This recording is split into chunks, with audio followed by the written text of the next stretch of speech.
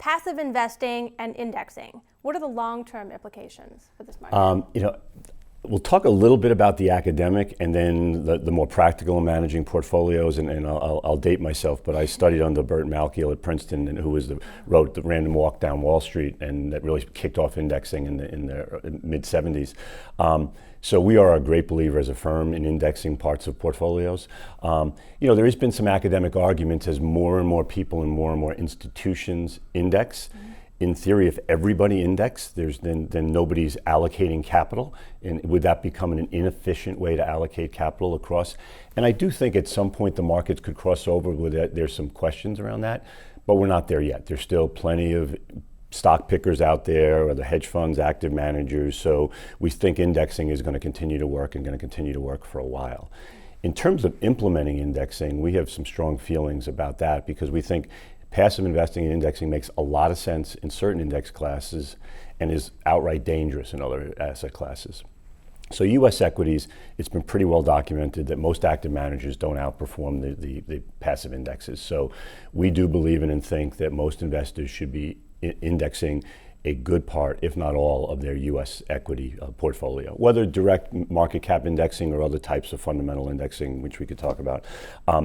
So it works there, low cost, diversified portfolio, going to beat most active managers. But then there's other areas where we think indexing doesn't work as well, or is actually, you have to be careful about it. And some of the asset classes, non-US equities, emerging market equities, indexing works there, but we think because there's much more opportunity and many more levers for active managers to pull on, whether it's countries, whether it's currencies, there's more opportunity for active managers to outperform in those asset classes. If you index non-US equities, you buy the whole non-US equity universe. You might not want to own Russia for a variety of reasons. Mm-hmm. So we think that active management can be useful in non-US equities, although passive management still works. And then you get some areas where we really think it doesn't make sense. So for example, U.S. high yield or bank loan. If you market cap index to high yield borrowers, high yield bonds, you buy the most of companies that borrow the most. And just that doesn't make sense. So market cap weighting high yield, we think, might put you to the largest borrowers, which not necessarily is, you might be taking on more risk. And then the biggest area that we see a lot of indexing the last number of years is clients indexing their bond portfolio to the Barclay aggregate, the Barclay Ag as they call it. And seems like it makes sense, it's cheap, it's low cost, we buy the whole bond market, just like we buy the whole stock market.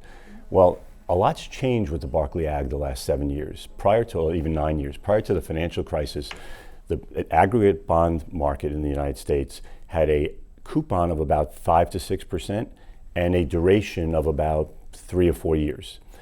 Fast forward to now, the coupon on the Barclay Ag, the entire bond market, which is mostly U.S. Treasuries in the U.S., is about 2.5%, and its duration is about 7 years.